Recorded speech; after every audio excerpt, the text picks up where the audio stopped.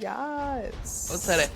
Welcome, wonderful listeners, to the Shadow and Starlight Podcast, where two friends deep dive into popular fantasy and romantasy books. We get into the stories, characters, world building, lore, and more. Most importantly, we'll have a damn good time while we do it. Yes, so buckle your seatbelts for this wild roller coaster ride of emotions, magical worlds, and laughs. I'm Kinsey. I'm Kana. And today we're covering chapters 10 through 18 of Fourth Wing by Rebecca Yarros. First and foremost, please listen carefully to our content warning. These are adult books we are covering, and neither of us have a filter, so this podcast is definitely rated R, and it's 18 plus. Regarding spoilers, if you have not finished the entire Fourth Wing and Iron Flame books, please come back after you do so. While we are discussing the stretch of Fourth Wing chapters, we will be doing so with the perspective of what happens in the first two books. This will help us dive deeper into the theories and really appreciate the foreshadowing of Rebecca Yarros. So going forward, all episodes on our show will contain spoilers for the whole series in question. Next, if you like what you hear today and want more, please come back next Thursday, and next Thursday, and next Thursday, and next Thursday, and every Thursday after that for a brand new episode. As a taller podcast, we'd love to hear your feedback to better ourselves and expand our book loving community. Please feel free to give us reviews, reach out to us on social media, and follow us on TikTok, Instagram, and watch us on YouTube at Shadow and Starlight Pod. Okay. So we've graduated from a baby podcast to a toddler podcast. Like, what's next? The teen podcast? Like adolescent. We're going to go through puberty next. Stay tuned. Yeah. It's going to be rough. Drink of the pod. I'm just having water because I'm pretty dehydrated. Same. I haven't had water today. I only had a little, and then yesterday I realized I had like one water bottle full, and that was it. Man, that's not enough. I definitely need some more water. I've been going crazy on the lemonade, so water for the win. Lemonade is water to you. Basically. We are 61 days away from Onyx Storm, so we're getting close to 2 months, people. It's happening. It feels like yesterday that it was a year plus, but we're getting there. If you don't think about it, it's not that bad. It's not. But it's hard to think about it. But it is. Because we're going to be spending so much time talking about it that it's just going to like amp up our anticipation even more. Yeah. I am we're also glad going to be extra ready. Yes, that's what I was going to say. I'm glad that we're doing this right before it comes out, because then we'll know exactly what happens. We've already dove deep into it.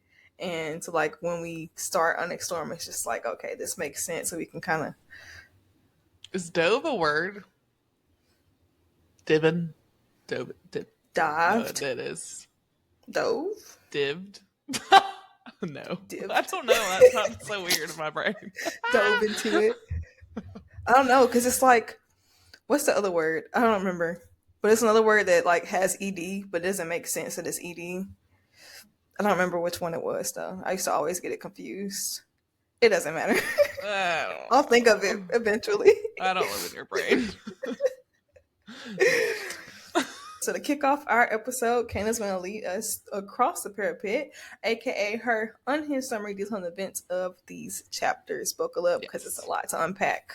Yes, it is. This is a specifically long one, but I just kept thinking of funny stuff, and I was like, I'm just going to roll with it. I'm excited because I haven't read it yet. Yes. All right. It's gauntlet time, aka a giant wipeout course running up the side of a cliff, and if you fuck up, you're dead. Sawyer absolutely slays. Tynan just can't grab those big slippery balls, and Violet is too short to climb up the chimney, and Orally falls to her death. Rip. Making the Iron Squad's first practice run rough, to say the least. On the way back from burning Orly's belongings the next day, she comes across Xaden and his trio of marked ones returning from a late-night flight. Interesting. Violet wants to know if he is going to kill her or not, because it would really help her make her plans for the week. And she also word vomits her current frustrations. Instead of telling her to run away like Dane would, he gives her some cold hard truth and tells her that the right way is not the only way. On presentation day, the sneaky little silver one is scheming while she flies up the course. Using the safety ropes as leverage, she is able to climb up the chimney and then uses her dagger to yeet herself up the final ascent. She is greeted by her friends congratulating her, but Amber Mavis, aka Dane's ex-lover, aka another codex-loving prick, isn't having it, saying it's cheating. Sweetie, I'm sorry that you're not smart enough to think of that on your own, and also I'm sorry that Dane doesn't like you anymore. No one knows the codex better than Violet, who gets her on a technicality after Xaden waits for her to defend herself against the accusations. Dragons! Second squad head single file, try not to freak out as they parade in front of the lethal 25-foot tall cuties. Pryor gets roasted for once again being indecisive. My dude, why did you join the Riders Quadrant if you can't even make a decision? Luca gets torched for being generally annoying. And all I gotta say is thank God. A couple of greens sniff out Tyne on Violet's dragon scale armor, causing both her and Riddick to almost shit themselves. Right at the end is a little Goldie. Hey girl, hey Andarna. On October 1st, we wear Rider Black. Because it's Threshing, baby. The squad splits up to try their luck at bonding a dragon, and Violet's not off to the best start. While getting a better vantage point, she hears 3 sadistic psychos that all share one brain cell talk about killing Andarna instead of, I don't know, trying to find your own fucking dragons? The compassionate FMC we know and love decides to defend the little Feathertail. When little Goldie doesn't heed her warning to fly away, Violet prepares to defend her, and Xaden shows up with Sigale to narrate. Jack takes a violence dagger right to the shoulder, then runs away like the little bitch he is. Orin is knocked unconscious, and Tynan disarms her, preparing a killing blow. But wait. Xaden takes a small step forward, and the biggest, baddest black battle dragon shows up. After setting fire to Tynan, Tyrannianok commands Violet to get on his back. A disbelieving Violet tries to talk him out of choosing her, then thinks better of it and climbs on with a little assistance. Shooting skywards, Violet has no time to process the glory of her first flight before she is falling. The king he is, Taryn catches Violet and proceeds to be an absolute curmudgeon. He explains he chose her because she defended Andarna with honor and courage, giving her further compliments and also a little pep talk. Andarna follows and the 3 land in the flight field. All eyes on them, Violet heads to announce Taryn's full government name and is surprised when Andarna also speaks up. At Taryn's urging, she speaks both to the roll keeper. While all hell breaks loose at Violet having 2 dragons, she gets some much-needed medical attention. A few tables down, Jack verbally lashes out at Violet because his ego couldn't handle that his self-proclaimed mortal enemy got the dragon he thought he deserved. Once again, you're Delulu, bro. Professor Kaori steps in to remind Barlow that Taryn can and will eat him, and his dragon Bade has commitment issues and is a wee bit on the small side. I'd bet money that something else is a bit on the small side as well. Minutes after the dragons go to debate, Dane finds Violet and tries to get her to give up Taryn, and follows that up by accusing Xaden of manipulating Threshing, which goes as well as you can imagine. Xaden roasts Dane's flawed thinking and gets him to admit that he would not have saved his best friend in the same situation because the rules, of course. And as the dragons return, Violet wrestles with the knowledge that she is now tethered to Xaden Ryerson forever, and even more people are going to try and kill her now. It is announced that both bonds will stand, and everybody celebrates with a brand new dragon tattoo. I want one so bad. The only thing stopping me is a serious lack of funds, and I'm actually pissed that I got a back tattoo before I read this book, because I would absolutely get Violet's tattoo on my back. Somehow expecting Violet to forget what he said like 2 minutes ago, Dane comes to kiss her, and there's absolutely zero chemistry. Big shocker, since this man has done nothing but break her down since she joined the quadrant. Violet awakes to find everyone but her has been having celebratory orgasms. Patience, violence. They are coming. Pun intended. During breakfast, the crew takes note of the changing social dynamics thanks to Threshing. I wish I could personally see Jack Barlow getting squeezed off his table because he has a small dragon, but my imagination will have to do for now.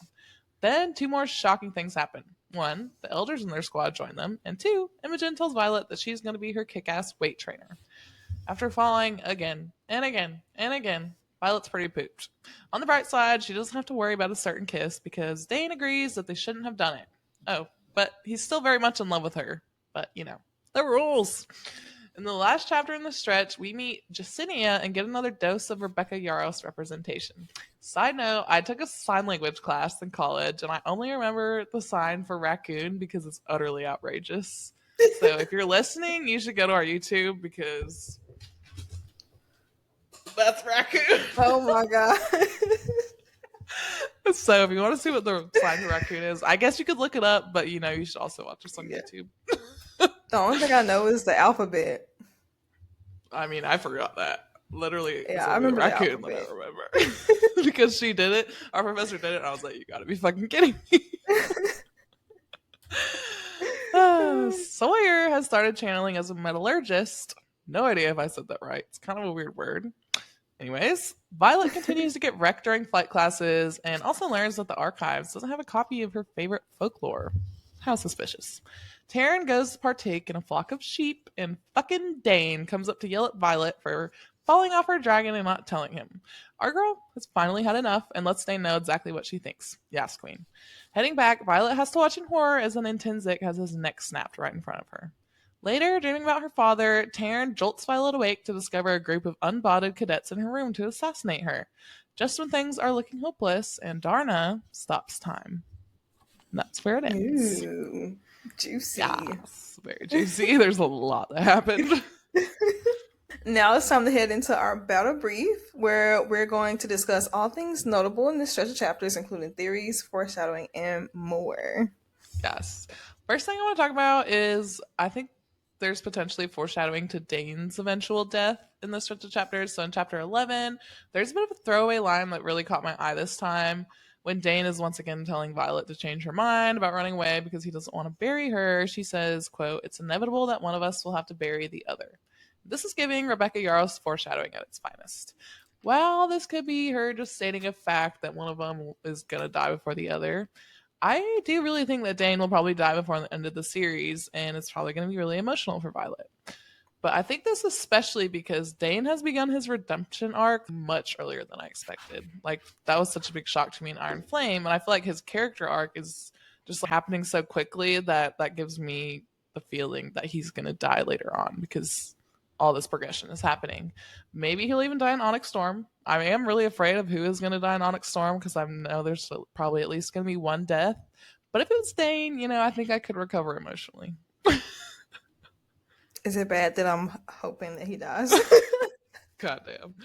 I forgave him. I feel like some things are not okay that he did, but also look at who his father is. I think he's very much a product of his environment, but I do think that he demonstrated the capacity for change in Iron Flame, and I'm still never going to be like, yes, Dane, you go, bro. But I can forgive you. I feel like I'm really bad at holding grudges. Like, I hold grudges. So I don't know, he really has to wow me in Onyx Storm for me to, like, mourn his death. What if he sacrifices himself for Violet? As he should. That's the least he could do. So that's the bare minimum. What would be past that?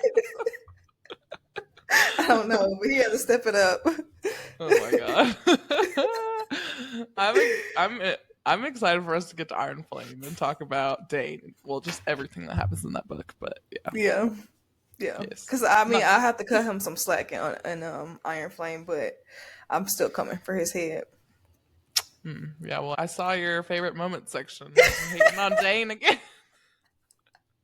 I was like, of course. Yes. He was worse in the stretch of chapters than the first one, for sure. Yeah. That's why I had to include him once again. But we're going to talk about him later. Yeah. Let's get back to the real man. Yeah. Yeah, we're going to talk about Xaden's faith in Violet and her sprout of confidence this stretch of chapters. So I think it's very important to note that pretty much everyone has doubted Violet's chances at surviving the Riders Quadrant. One of the things that gravitated me towards Xaden in the very beginning was just his confidence in her. He never doubted her or, made her seem less than everybody else, even with her condition. And he never asked her to cower. He actually always encouraged her to do the literal opposite and exude confidence. So I know that he's not the only one that has faith in her. There are other people who would cheer her on as well. But I think that it's important to note his faith early on, as we know they will be together and both be bonnets and mated dragons. So one moment that stood out to me was when he believed in her when she didn't even believe in herself. And that was when she was getting ready to face the gauntlet. She knew that she couldn't get past the chimney. And his advice to her was, quote, "The right way isn't the only way," end quote. And I think after this conversation, her faith in herself kind of changed. And it's very apparent the day of presentation when Dane is trying to convince her once again to change her mind and run away to the Scribe Quadrant. She tells him that she has no intentions on quitting the Riders Quadrant, and he asks her what has changed since she arrived. And she replies, "Me." So it is very, very, very obvious that her confidence has already grown so much since joining the Waters Quadrant. I mean, as it should. She's made it past so many trials and she's Yeah. succeeded this far. So at this point, it's like, I know that I'm capable now. I've done Yes. so much already. And Dane, when are you going to get that through your fat ass head that she's more than capable? Badass head. I'm actually gonna talk about this in my favorite moments, just how I love how he empowers Violet. Mm-hmm. I love it. Mm. Okay, next we're going to talk about Violet and Rhiannon's big fight in Iron Flame and some of the secrets that Violet keeps. So, we discussed last episode just how intelligent Violet is, and with her intelligence, she noticed most things that are out of the ordinary. She didn't notice when Dane was still in her memories, but she does notice some things out of the ordinary. Like, she did notice Zayden and his quote unquote assembly. And this is a huge secret that she's harvested. And we now know that Dane will take these memories without permission. But in this stretch, Rhiannon actually extends her loyalty. So the scene where they're on the flight field and they're like talking along the path, Rhiannon asks Violet why she didn't tell her about her plan during presentation. And Violet replies and says that she didn't want her to have to be an accomplice if she didn't get away with her techniques. Rhiannon assures her that she will always help her no matter what the consequences, and then asks, quote, "You keep any other secrets up there?" End quote. Of course, Violet deflects and Rhiannon responds again with, quote, "Promise me that if you need help, you'll let me give it to you," end quote. I think this is very important to note because Violet will continue to keep her discoveries about Zayden a secret, and these secrets eventually create a wedge in their relationship next book, and they end up ultimately having a big fight. Obviously, Rhiannon sticks by her side because she's a ride or die, but yes, it does create a wedge in their friendship. I know. I hate that she feels like she can't tell her and able to protect her, and I guess she also doesn't know like what Bree would want to do about the marked ones at this point. But Yeah. it sucks because you know that Bree is just gonna be like, okay, cool, like I got you, girl. Right. And I I mean, hate like, seeing them yeah, fight in Iron Flame, but I do I love talking know. about their friendship as the books progress. It's Yeah. fun. All right. We're going to talk about some foreshadowing to Andarna and just how significant it is that we can now talk about her because she's entered our story. But hey, girl, hey, let's talk about you. After successfully making it to the flight field, Luca mentions to the squad that the cadets spotted a feathertail. And that's interesting because Garrick says, quote, "Relax, feathertails don't bond. I can't remember the last time one has been seen outside the veil. Probably just curious." We know that this rare dragon becomes fond of Violet and bonds with her alongside her vicious Morningstar tailed dragon. But we also do get a snippet of Andarna's magic this stretch. Though Violet hasn't manifested her signet yet, she finds herself in great danger, with 7 unbonded cadets raid her room to kill her. And in a frenzy, Andarna gives her the gift of stopping time. Quote, "Everyone in this room is frozen in place except me." And to think everyone rolled Andarna as the weakest link, and those 3 assholes tried to kill her. Like, no, she's actually pretty powerful. I'm wondering about Papa Sorengale's research on the Feathertails because we haven't talked about this yet, but he does have research on Feathertails that's suspiciously missing, and I do think it's going to be of great significance later. And I'm kind of wondering if most of it is on how Feathertails can gift their powers directly, but I just think it's more than that because it's been brought up so many times and there's such a mystery around it.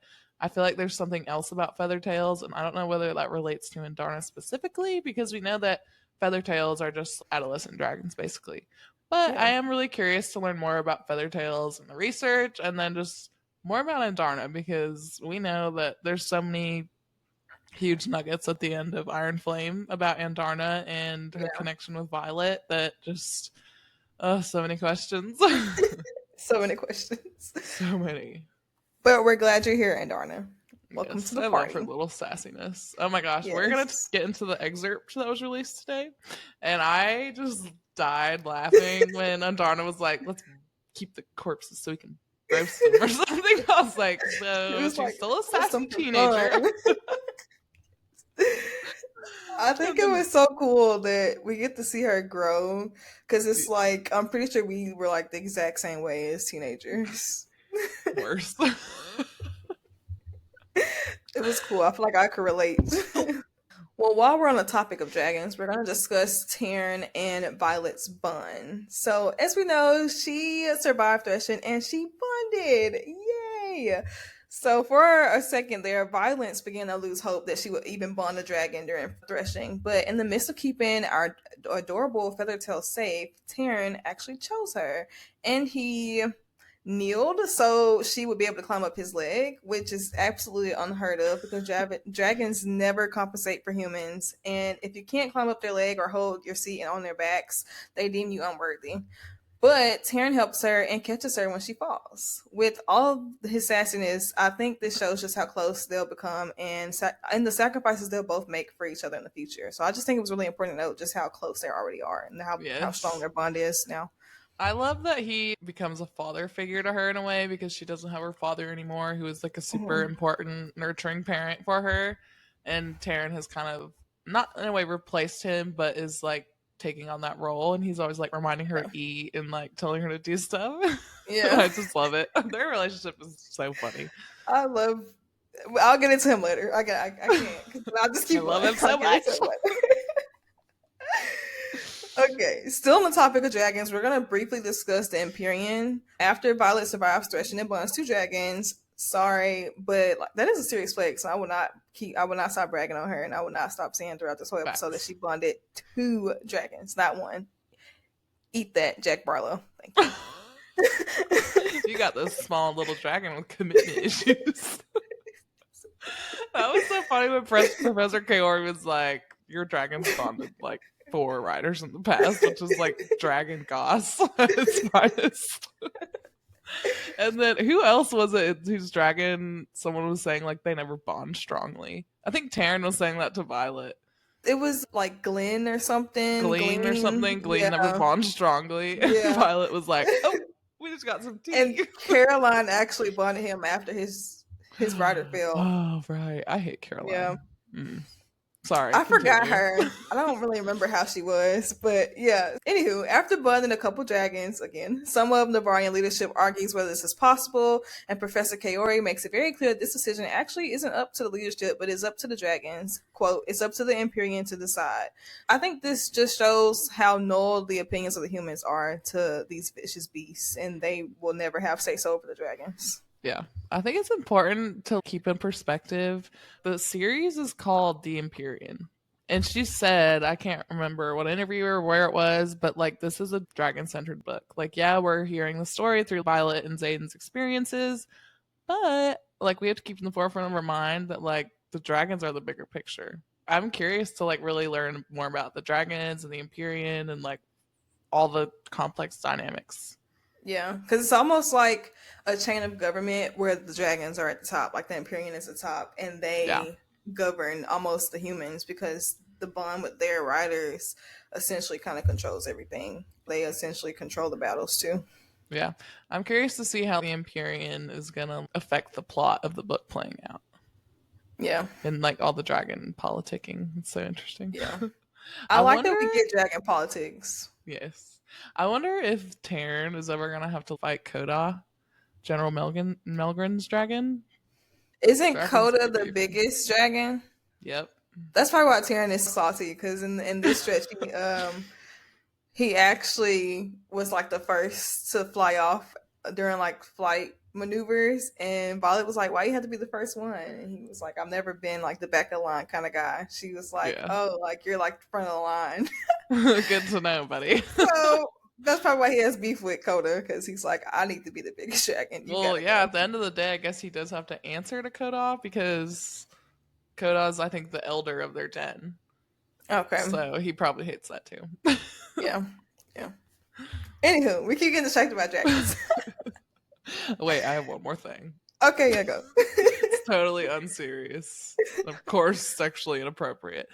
If you could, would you bang Taryn? Because I for sure would. Oh my gosh.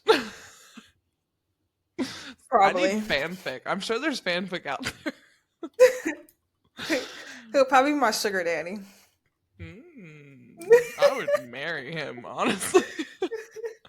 I don't know. He just gives like OG. He just gives like OG, like old school, like sugar daddy. I don't know. I just love him so much. All right. Continue before I keep talking about dragons for a whole hour. Okay.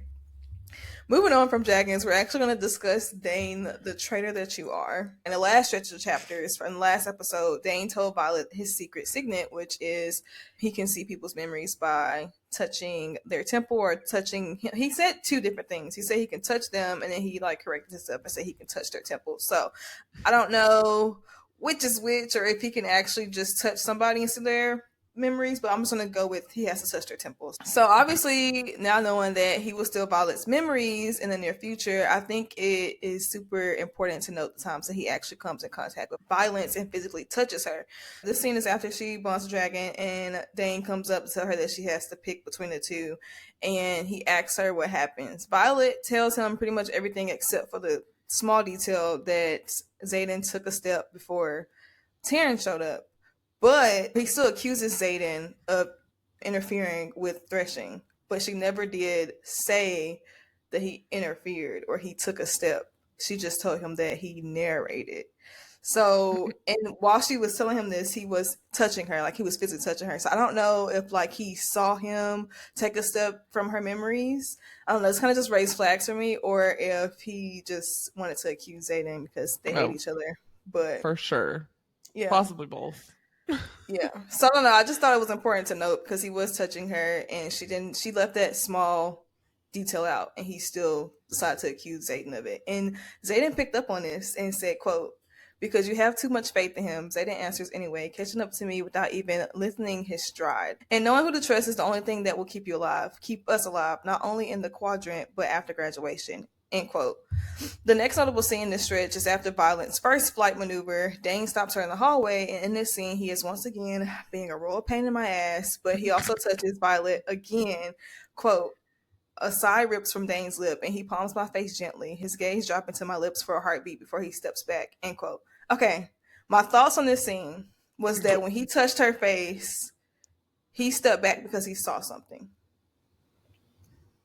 I don't know. I could be reaching, but he touched her. And of course, I think it was like all the feelings mixed with the kiss and them not knowing like they can't be together. But it just like took me aback that he decided to break contact.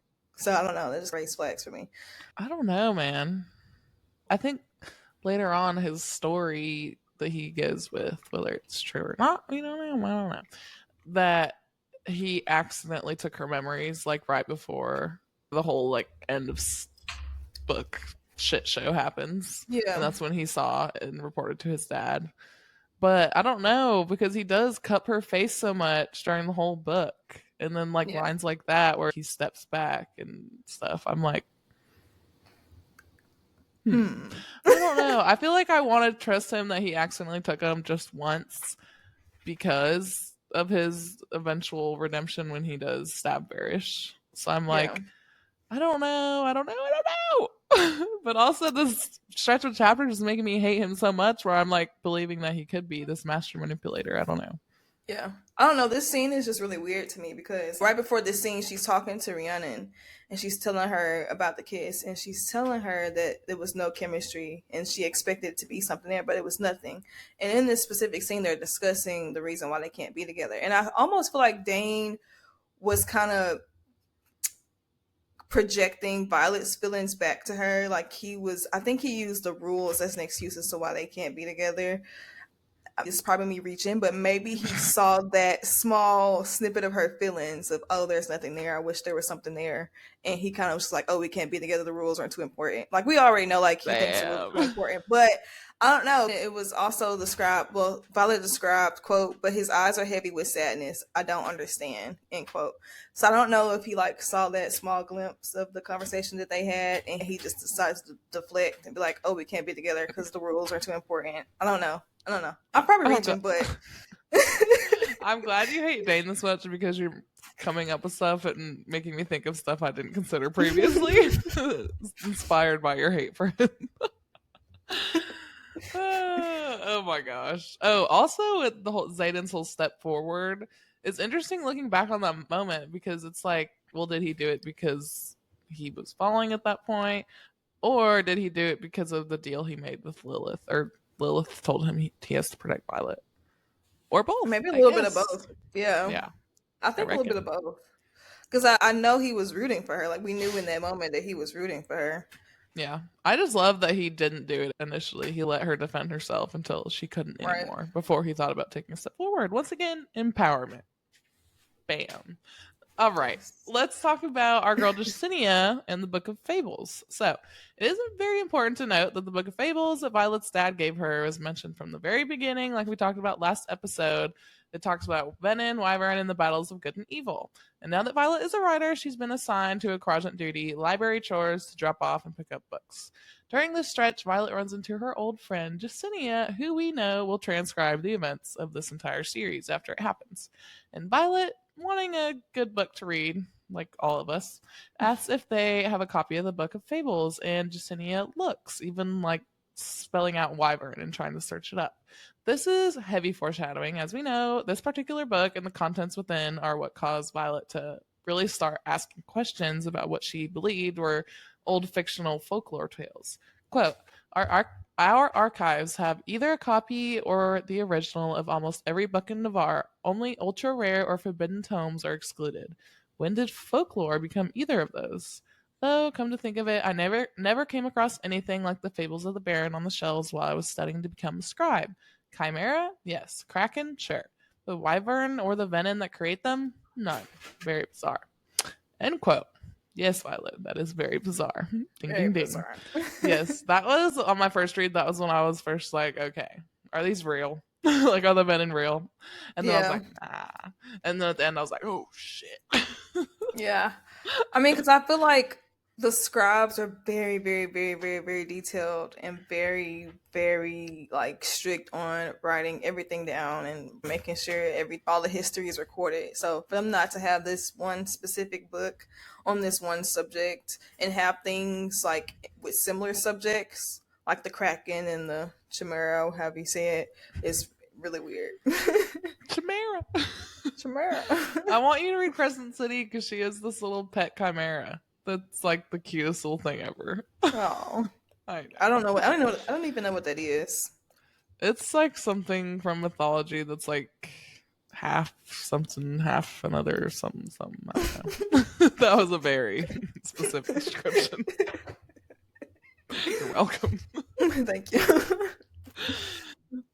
Okay, we're finally coming to the end of our battle brief. So, lastly, we're going to briefly discuss Professor Carr because he is introduced in this chapter. So, Sawyer not only bonded the dragon, but he gained his signet. Woohoo! Yay, Sawyer! What a freaking comeback! So, after the cadets gain their signets, they have to train with Professor Carr to learn to wield and control them. Sawyer describes him to be terrifying, and Professor Carr is also the one to snap Jeremiah's neck when he starts to gain his intrinsic abilities. This is just a brief introduction to the brutal professor who we will see again very, very, very soon. I don't like this man at all. No, he's evil. In Iron Flame, we learned that he sucks at training signets, specifically Violet's signet. Because she's trained by, what's his face, Felix or something, one of the council members, and he shows her so much stuff. Meanwhile, Professor Carr is just like, try to aim, girl. And then he like literally almost makes her burn out. Well, Varys does that, but Professor Carr is right there letting it happen, which is just as bad. He's complicit. Yeah. All right, we're going to get to our theories, and I'm just going to talk about one today. I had another one I was going to talk about, but we did a lot of foreshadowing, and we also have 13 more episodes until Onyx Storm comes out. So we have time to talk about all the theories. But I want to talk about Taryn and Andarna's interest in Violet.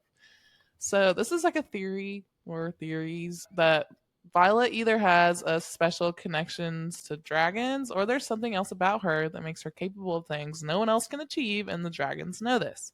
In the infamous threshing scene, Taryn says, I know exactly who and what you are. So it's not the who for me, it's the what. What do you know that we don't know, Mr. Taryn? Like, of course it could just be, he knows that she's smart and blah, blah, blah, but it doesn't feel like that. It feels very pointed. And in terms of Andarna, we know that 1, she's waited hundreds of years to hatch just for Violet. 2, it means that Violet is the only person to ever bond 2 dragons. And 3, Andarna is almost possessive of Violet, saying mine when she is attacked in her sleep before stopping time.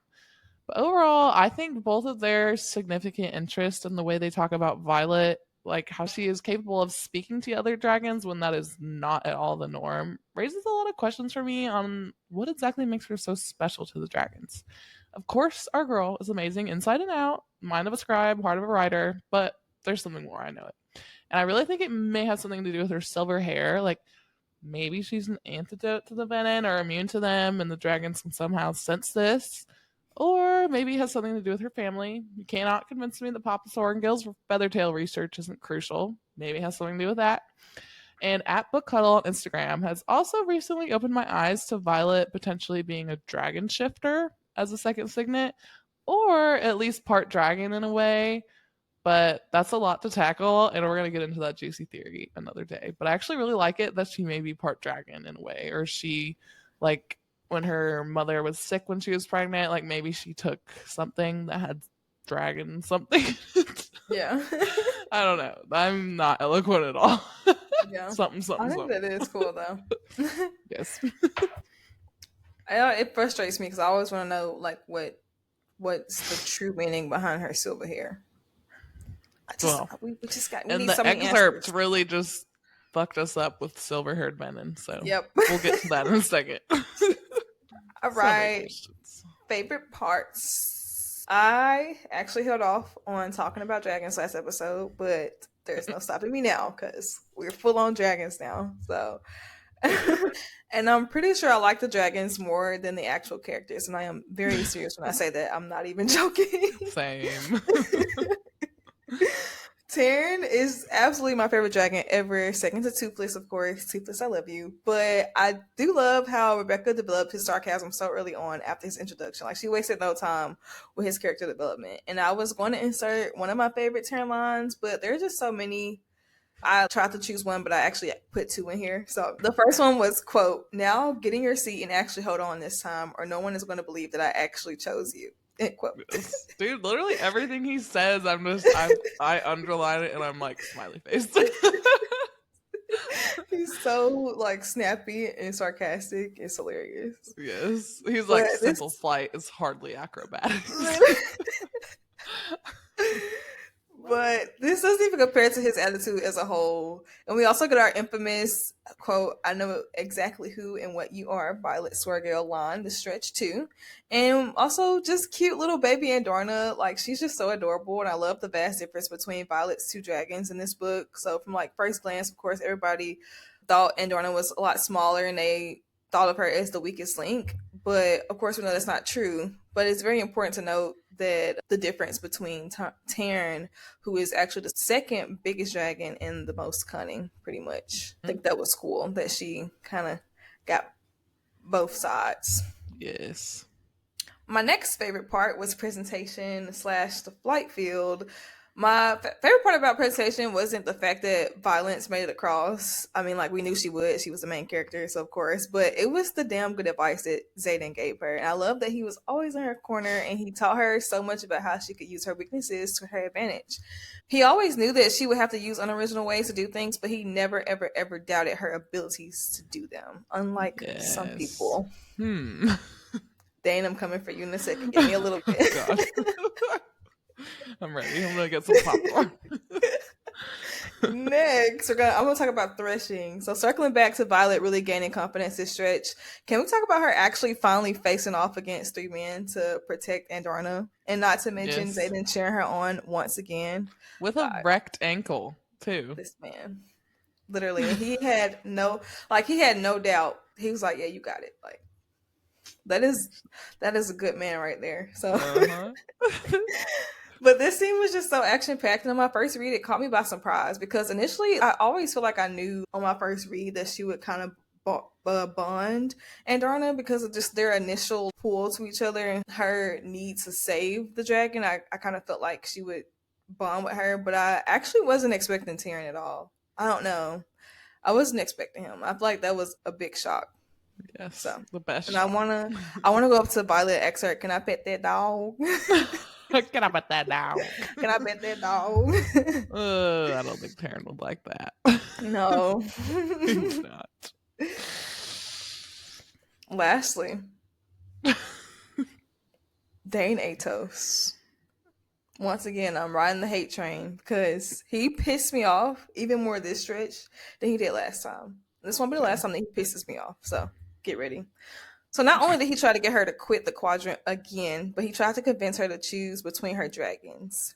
Mind you, before a decision was even made by our council or the generals or whoever, Dane, you fucking squad leader, tried to make her make a decision. What power or authority do you think you have here? None. Please take a seat. Take several. And I bet we can all guess which dragon he was trying to convince her to bond with. Yep, and Darna, because he said that she was the safe choice. And in the great words of Billie Eilish, dude, go trip over a knife. No, I don't promote violence, but oh how I hate this man. I hate this man so much. Goddamn. You go off, girl. You're saying all the things I'm thinking. Almost there. But thank God, Violet finally sticks up for herself and warns Dane that he will lose her if he continues to doubt her and highlight her weaknesses. Like, dude, I'm pretty sure she already knows how weak she is compared to everybody else. She doesn't need you to continue to throw it back in her face. She needs encouragement. Obviously, she made this far. Like, shut up. This just like shows like my hate for Dane is proof how well Rebecca writes and develops her characters, because I have never hated a character this much. And I feel like it takes a lot of talent for you to get your readers to on purpose dislike a character this much. And the fact so that it's fast too. Yes, so quick. And lastly, I would just like to highlight the fact that Taryn actually laughs anytime Violet refers to Dane as her best friend. And it just proves that he isn't worthy to be on the bottom of a shoe. Like, he's just not worthy at all. I love how Taryn like basically knows what's up. He's like, this dude sucks, but he still lets Violet figure it out on her own. Yes. All right, let me talk about my favorite parts. And the first one is Xaden's empowerment of Violet and his little pep talks for her. So this is my first official drool over Xaden. I just couldn't resist the stretch of chapters because this man was just doing all the right things. And I really want to talk about how he tells Violet what she needs to hear, even if it's harsh, because he knows that that's what she needs to survive in the Rider's Quadrant. Like, it is not an easy ride. She needs to fast if she's going to live. And Violet is down on herself because of the gauntlet and how many people die at Basgiath. That's when he gives her that pep talk. Quote, people die. It's going to happen over and over again. It's the nature of what happens here. What makes you a writer is what you do after people die. Word. No doubt, if she would have confided to Dane about what she was feeling the same way, he would have just coddled her and used her frustrations to try and get her to escape so he doesn't have to suffer through her possible death. And let's talk about that. He doesn't want her to die for himself. He's being selfish. Literally. Instead of like just bucking up and being like, okay, this is what you choose, I'm going to believe in you. He's like, I don't want you to die. I don't want to watch you die. It'd be so hard. Me, I. Bleh. Shut up. Please. Xaden, on the other hand, is not one to sugarcoat, and I love him for that. And clearly his advice pays off and helps Violet look at the gauntlet in a different way, and also, like, honestly, anything else in a different way, because she has weaknesses where other people don't, but the right way is not the only way. You have to be creative, and our girl is so smart. And one more thing about Xaden, okay? I love the way he empowers his woman who's not his woman yet, and encourages her to use his voice, knowing she's strong and smart enough to do so. So when fucking Amber Mavis is bitching about the way she climbed the gauntlet, quote, Xaden's gaze never leaves mine as he silently waits for me to respond. Thank you, Xaden, for letting Violet speak up for herself and build her confidence as a cadet in the Rider's Quadrant, even when she's going against another wing leader. Would Dane have done the same? Absolutely not. His codex living ass would have been agreeing with Amber and then apologizing profusely to Violet later in private. But anyways, ladies, make sure your man empowers you to be your own woman and use your voice. Very important life lesson. Yes. And that's why I think everyone should read this book and Romanices, is because positive female role models and also positive relationship models as well. Yes. All right. I'm also going to talk about Threshing because how can I not? Without a doubt, Threshing is my favorite event in the entire book, possibly in both books. Like, I just love it so much. I just get chills every time Taryn shows up, and I just love it so much. I've already said that like 50 times. And I'm just happy I don't have to endure another chapter without this dragon and his grumpy dad energy. That is just everything. But there are also other cool moments at Threshing. I just really love Violet's compassion in this chapter, how she chose to defend Andarna, knowing it might be a death sentence because, quote, it's smaller, weaker than the other dragons, just like me. So I love how she kind of equates Andarna to herself, and that really makes their bond feel more special to me as well. And I also love how she made Jack Barlow run away. That was a good moment. And then meeting little Andarna with her little cutesy little paws without claws. And then just Taryn showing up, taking her first dragonfly. I have read this chapters so many times. Yes, I'm never gonna get bored of it. I love it. The first time I ever read Fourth Wing, when I hit the Threshing chapter, this was when my obsession started, and I could not put the book down after that. It was like all I was thinking about. Yeah. Last favorite part, I have to have a moment for the Riddick humor. So I'm just taking a moment to talk about how he makes me laugh out loud more than anyone else. There's so many points when he says something and I'm like, that's something I would say in that moment. Because I have an immature sense of humor as well. For example, after the pair of green dragons get all up close and personal with Violet, Riddick says, I think I just shat myself. And that was just like with Taryn, I had a hard time just picking one line because like he always has a quip ready and it's always just perfect. And I just love that he, like, in the most serious situation, he does not take anything seriously, and we're all the better for it. And the dick jokes are top tier. Okay, I am so immature. This man gets me. But really, the comedic relief is needed with how much action and like death happens in this book.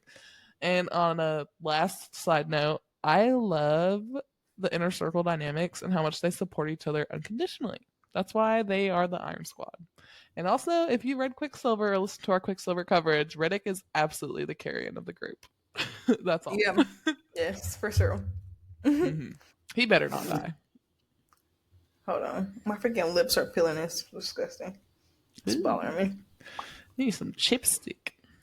I've been like drowning my lips in Carmex this whole time. You need nipple cream. Okay.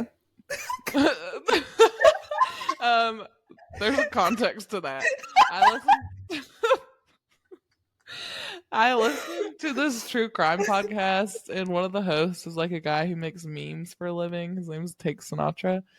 And he, for like several episodes, he kept talking about how fucking chapped his lips were and like nothing was working. And then finally he got nipple cream, and that's the shit that healed his lips. Oh my god.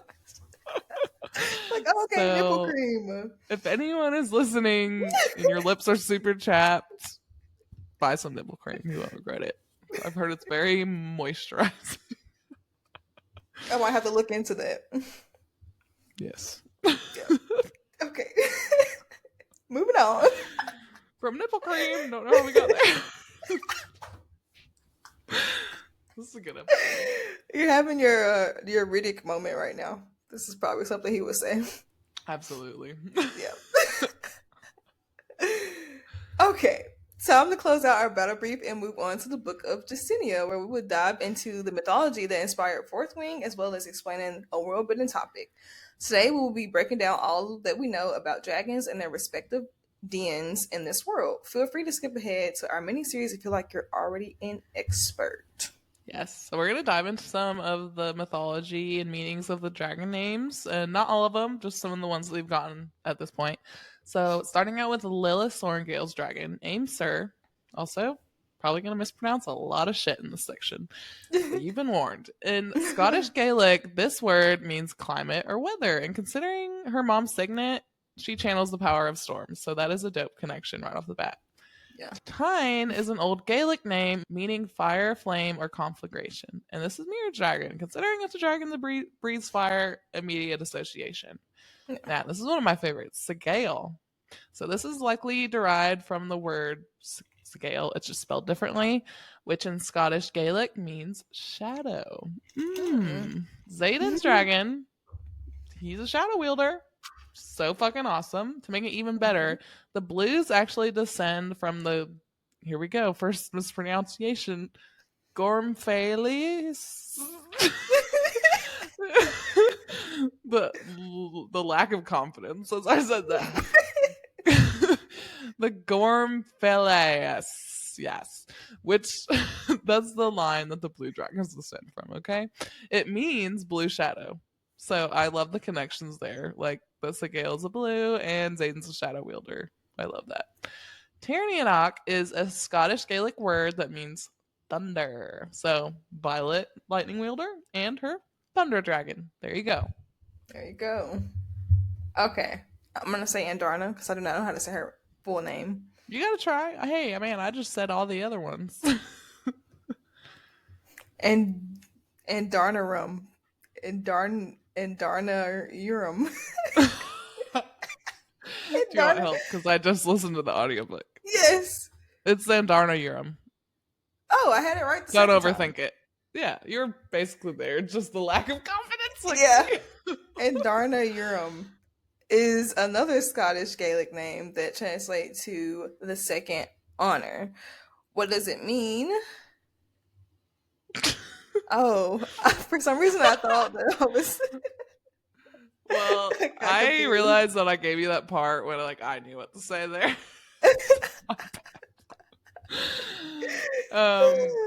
Well, I think it's interesting. It means the second honor for two possible reasons. The second honor, it's her second dragon, so which is an honor. I think that's probably what it is referring to. But also, you remember when Liam says it's been my honor? Yeah. What if Andarna has to die, like the second honor? No. Yeah, I know. I don't like it, but I'm just saying it's possible. Rebecca is a meanie beanie. I love her. Sorry. We love you. But you better not kill the dragons, okay? Bro, I'm not ready to get to the Liam thing. I cannot. Oh. I might cry all over again. Anyway. For sure. I feel like this is the worst one. Dubmadin? Sure, we're gonna go with that. Which dragon is this? That's the line that the black dragons descend from. Oh, well, that's where Tyrion descends from. Okay. Yeah. Obviously, it says it right there. Anyways. I was like, if you just read a little farther. So, obviously just butchered that pronunciation, but this is the line that the black dragons descend from, and it is a Gaelic name that translates to black little hill or dark hillock. Hillock. I don't know what a hillock is. Hillock is. Is it a hill? I don't know. Maybe, because it says black little hill. Anywho. And Bade does not really have a definitive meaning, but based on its phonetic similarity to Chinese characters, it could be interpreted as evil conduct. And I mean, that's fitting because Jack Barlow's dragon. All right, we're going to head into our world building topic of the day, which is basically a breakdown of dragons. So let's start off by talking about what we know about dragons in this world. So dragons are a species of animal with 4 legs, not 2, and 2 semi-translucent wings. At each wingtip is a razor-sharp talon, and they also have massive claws and horns. Dragons hatch from eggs, which can take centuries to hatch, we know from Andarna, and the embryos within have the ability to hear their surroundings and also have some level of choice deciding when they want to hatch. Dragon shells are metal and can be used to create alloy, which is the material that can kill venom. Dragons have a lifespan of around 200 years and are able to bond with humans and share their magic with them. The Empyrean, like we talked about earlier, is essentially the dragon government that has a hierarchy and elders of each dragon den. And a group of dragons is called a riot. I'm sorry. I'm so stuck on the dragon eggs can take centuries to hatch. It's freaking crazy. I wonder if that's the norm or not, because Andarna was just waiting for Violet specifically, but I don't really know, normal dragon eggs, how long they take to hatch. Didn't she wait for 500 years? It's 600, bro. It was a lot. Sheesh. She was just chilling in there. Dude, just imagine the dragon that laid the egg, and it's just oh, how's your hatchling? Oh, she's still in the egg. She's her fine. Parents are dead. I'm pretty sure. Well, they only lived to be 600 200, years. so they laid the egg, and they were like, "Damn, we're not even gonna see her hatch." That's so sad. It is sad. But Okay. imagine little Andarna in the egg, just like soaking up all the hot dragon gossip. You're literally just chilling. That's crazy. Anywho, black dragons descend from the the Dumadin line. Black Black dragons are considered to be the rarest, smartest, and most discerning, and are also good planners. Their original hatching grounds were in the valley above Ryerson House. Thanks to Taryn, we know that there are 2 new black dragon hatchlings in the Vale. Blue dragons, descending from the Gormphalius line. Blue dragons are known for their This is hilarious. Rebecca, girl, what's up with these names?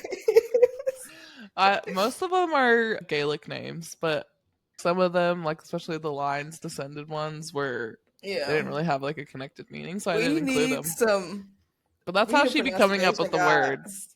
I knew they were all real words because I was writing them in the Word doc and they wouldn't come out read. So I was like, oh, that's an actual word. Very interesting. It's crazy. Okay.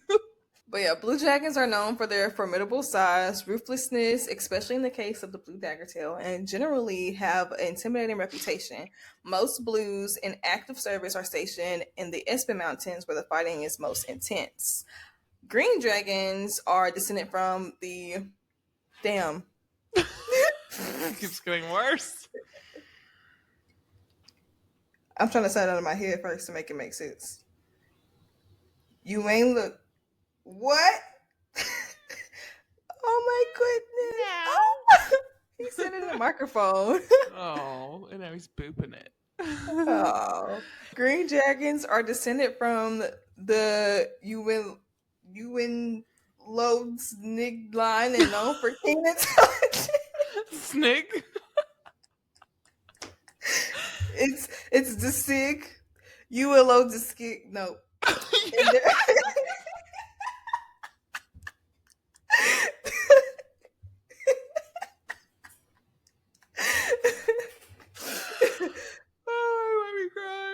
Everybody, I'm so sorry for this pronunciation.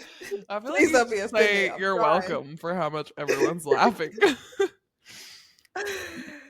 you want me to look it up because it's an actual word? Yes, let's do that because what the hell? That was the worst one, I think. Yes, because the letters don't make sense. Oh, it would be pronounced roughly as Un Eloid Sig. What? Un Eloid Sig. Sure. Let's just fucking go with it. Green dragons descend from the Un Eloidic line and known for keen intellect and continue to be the most rational of dragonkind. Never back down from a green. To approach a green, lower your eyes in supplication and wait for their approval. Word. All right, let's talk about browns. And we actually know nothing about them, so we don't even know the line. I was like, let's talk about them. We know nothing. We don't even know the line that they descend from, and the only thing that I could find in Fourth Wing and Iron Flame is that you should never show trepidation to a brown or you will be lunch. So that's all we know. I don't know. All right. Orange dragons, let's talk about them. They are descendants of the the Phi-Corain line? Sure. And they're known to be the most unpredictable dragon kind and are always a risk. The northern Espens were the hatching grounds of oranges before unifications. And we know that orange dragons suck because Jack has... No, they don't suck. I love all dragons. But Jack has one, and so does Varish. So, bleh. Red dragons are always the quickest to temper, and it is wise to never offend them. And it's also advised to never look them in the eye. So, danger dragon. The seventh, then, let's talk about it, even though we don't really get to this till the end of Iron Flame. And Darna's descendants are actually unknown. Well, we know her parents are dead, so. But we do know that dragons from this den have scales that are shiny and can reflect colors in their surroundings. So basically a camo dragon. Let's go. Okay, now we've gone through that rough patch. Thank God. We're going to enter the flight field now, guys. where every week, Kana and I will do 2 to 3 miniseries unique to our podcast. They won't be the same every week, so keep tuning in for all the fun. Today we're going to break down the Onyx Storm excerpt, and we're going to do I Spy, because we're big babies. Oh, Lord. Obviously. Okay, so my initial thoughts on the excerpt were wow, what? So many questions. But I did love seeing our inner circle back in action. Not much has changed. Riddick is still providing the comic relief, and Bree and Vi are still badasses. And it was really cool to see them working in tandem with their signets, like how Riddick was using his ice powers, and Violet was like sliding on the ground with the ice that he made. I was like, whoa. Yeah. And then also, like I said earlier, and Darna suggesting that they roast bodies for fun. I was like, okay. I guess she's still a sassy and impulsive teen. All right. Let's talk about the timeline. So we don't really know what part of Onyx Storm this comes in, but we know it's obviously sometime after the initial attack, end of Iron Flame. So Iron Flame did end with a victory and Violet peacefully sleeping next to Xaden. So we don't think this is too close to the initial attack just because of like so much shit is going on. I feel like some time has to have passed. And it also seems like they had been looking for the Venom for some time now. So obviously some time has passed. And in this excerpt, they were caught off guard by the presence of Venom within the walls. So we don't know. Could be weeks, months. Now, so in the excerpt, we know that Venom found their way within the walls of Beskaya. And so from what we can assume, the Riders and the Dragons, like Kana just said, have been searching for the Venom on patrol, but they hadn't looked because they were actually posing as scribes. Quote, we haven't found them out on patrol because they're already inside, end quote. So from the very first line, the action springs into place, and there are Venom everywhere within Beskaya, and they have begun to attack students because they did find some dead students in the infirmary. So now our assumption is that they were there to potentially save Jack Barlow because they did find 3 Dark Wielders in the chambers where he was kept. And the internet quite literally broke when this excerpt came out, and there has been so many quotes from Iron Flame that may suggest that Venom had been disguising as scribes for quite some time now that we did not pick up on.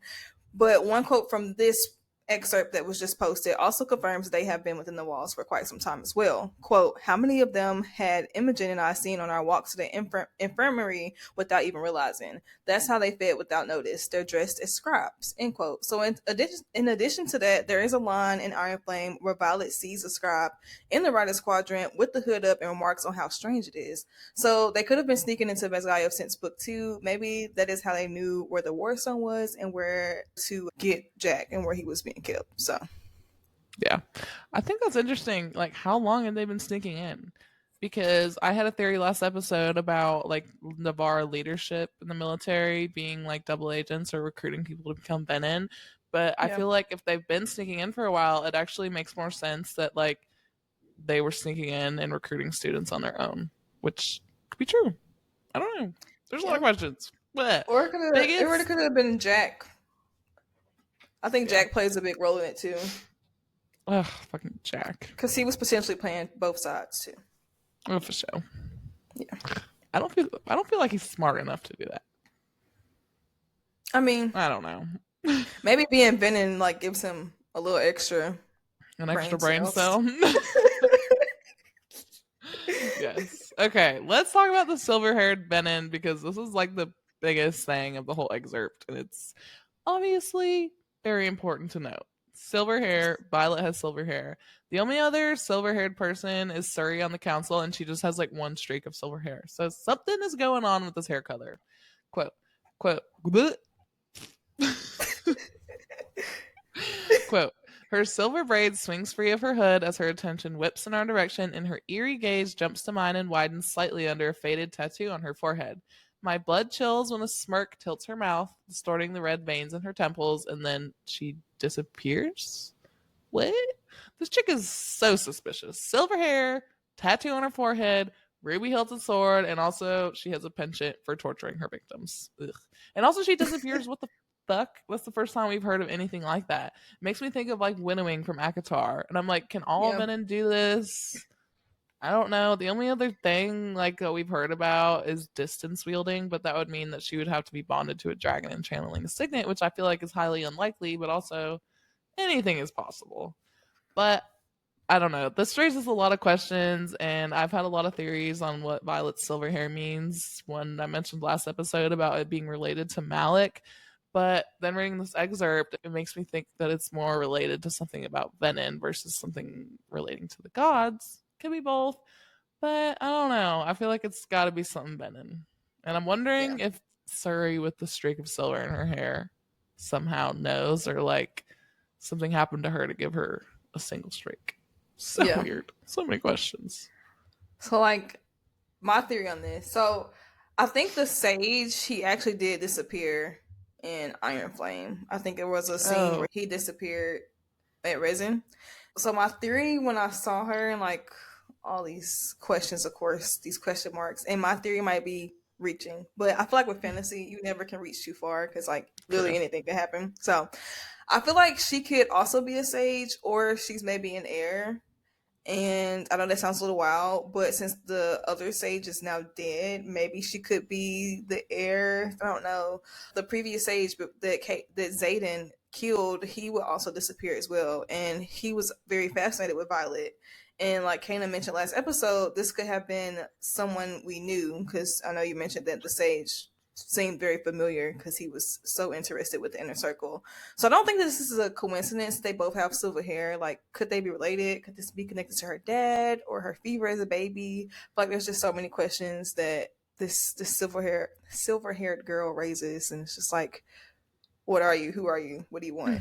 Why are you here? Why? Tattoo? Why? I actually feel like that's pretty plausible that it's like an heir to the sage or something. Yeah. Maybe it has something to do with the tattoo on her. I don't know. Ah, I don't know. what the fuck? Okay, let's talk about Zayden because he is in this excerpt. And we also know that he is at the lowest level of Venin can be, an initiate, and he still also has his ranking as second lieutenant, so I'm guessing he remains in Navarre's military and within the wards. It seems like from what Violet is seeing that he hasn't channeled recently. But oh my gosh, I just feel like I have so many questions. I'm so confused. Is he like with the Venin because they say something about them taking Violet and not hurting her so they can manipulate Zayden? So is he training with the Venin? Like, is he forced to? Is he just trying to hide from them and keep doing his Navarre duties? I don't know. I'm just so curious on how their relationship is going to play out, and specifically, like, what Zayden's going to be doing, like, the interactions he's going to have with the Venin. I don't know. I just feel lost in the sauce right now. Yeah. I've been questioning since Iron Flame ended. I'm assuming that only Zayden and Violet and their dragons know about his transition.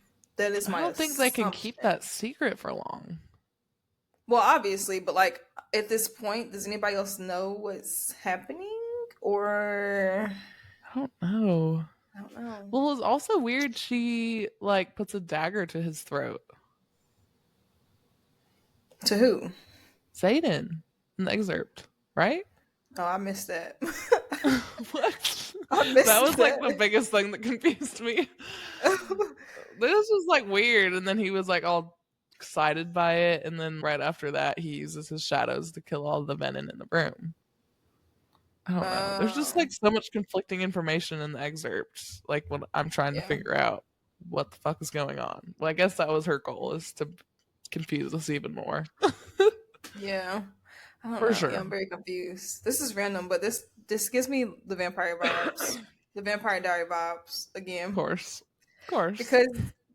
Because like it's funny how like his eyes only turn red when he channels or drains other people. It's like in the Vampire Diaries, their eyes like change and their canines only come out when they feed on other people, and the more they feed, the stronger they are. So I feel like I don't know. It just I'm rewatching Vampire Diaries, so I'm just constantly like Oh making the god. connections.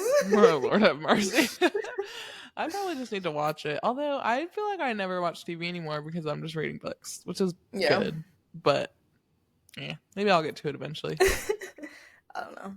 But really quickly before we move on, just to continue to ask these questions about Zayden. So like and we also know that this book will most likely consist of her trying to save him and find a cure for him from the teaser that Rebecca posted.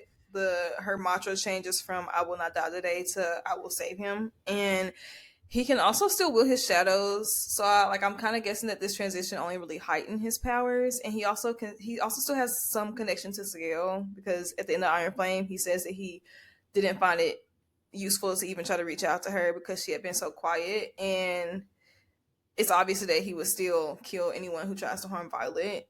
So it's just like, I wonder, so bad how their dynamic has changed up until this excerpt, and like how it's going to change and what their relationship is like now. Like, I know she wants to save him, but like like, I want to know her thoughts on the whole thing. We don't really get her thoughts at all. It's gonna be so messy. Yeah, I know.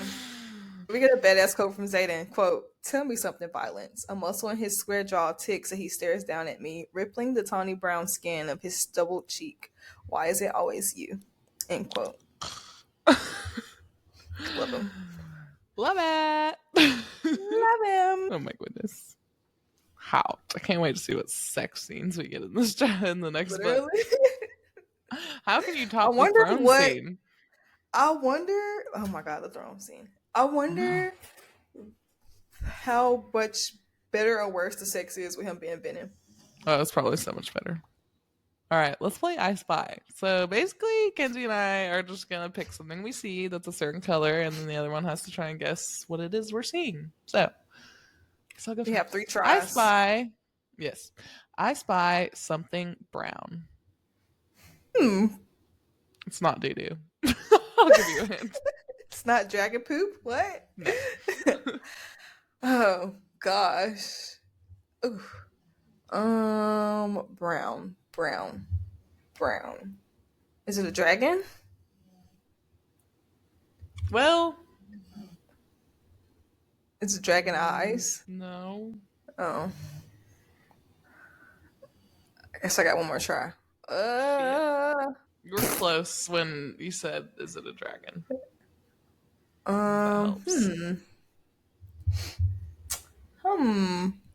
It doesn't help. Like, I wanted to say yes and no, but it's technically no. You want another hint? Sure.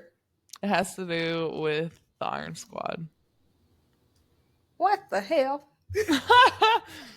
Specifically one person in the Iron Squad. Riddick? Tell me more. Is it his dragon? His dragon what? His dragon what? It's his dragon relic. Oh. Yeah, I totally looked over that. Got you. Okay. I spy something white. Is it in the archives? No. Is it the whites of someone's eyeballs? No. Fuck, I'm out of ideas. Shit. It is the white of somebody. Zayden? No. No. That wasn't a guess. Okay. Violet's white ass. No. It's not the skin tone. What? Wait, so it's on a person? Mm-hmm. That was technically 3 already. Who's keeping track? I'm not keeping track. No one has white hair, right? Mm-hmm. Are you sure? General Melgren's white dusty head. Mm-mm. Fuck. What is it? Who? What? It's Professor Carr's hair. Oh, he's that old? I have no picture. She describes him as she describes him as white hair right before he snaps Jeremiah's neck. All right, that was a good one. I just guessed the wrong person. Good thing we're not keeping track. All right. Right. Anyways, before we close out today's episode, time for sparring. So each week, Kenzie and I will give each other and our listeners 2 trivia questions. At the end of our 4th wing coverage, we will tally up who has the most points between hosts, and Lizier has to do something embarrassing, funny, or disgusting that the winner or you guys as fans come up with. So please give us your feedback, ideas, and participation in this section. Yes. I'm nervous. Your questions were hard last time. Really? Yeah. I feel personally victimized.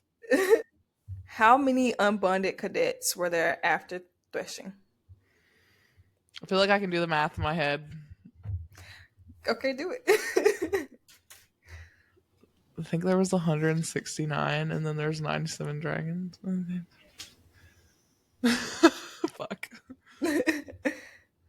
49. You're so close. 41. Oh! I knew it was 40 something just off of rough math. Fuck. All right.